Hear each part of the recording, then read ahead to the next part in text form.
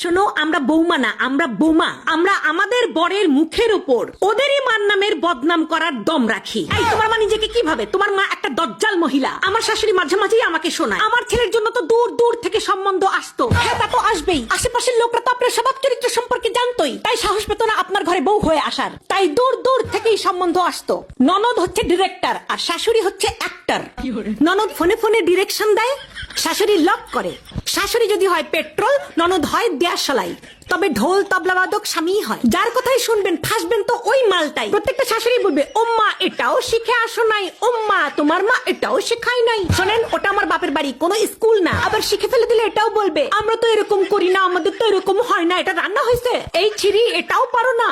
আরে এত সমস্যা যখন নিজে গিয়ে করেন, বৌমা বাড়িতে আসার পর দেখবেন ওরা আর কোনো কাজ করতে পারে না। তাহলে আগে এই কাজগুলো কে করতো? আমি বুঝি না, উনি শাশুড়ি নাকি স্কুলের প্রিন্সিপাল?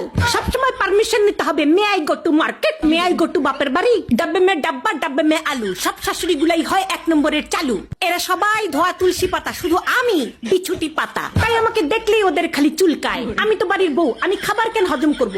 আমি তো শাশুড়ির টেরা কথা হজম করব। আমার শাশুড়ির চোখের প্রবলেম আছে, আমার ভালো দেখতেই পারে না। কানেও প্রবলেম, আমার প্রশংসা শুনতেই পারে না। পেটেও প্রবলেম আছে, আমার খুশি হজমই করতে পারে না। বিয়ের আগে মনে হতো শাশুড়ি কি ভালো, ওই যে বললাম মনে হতো।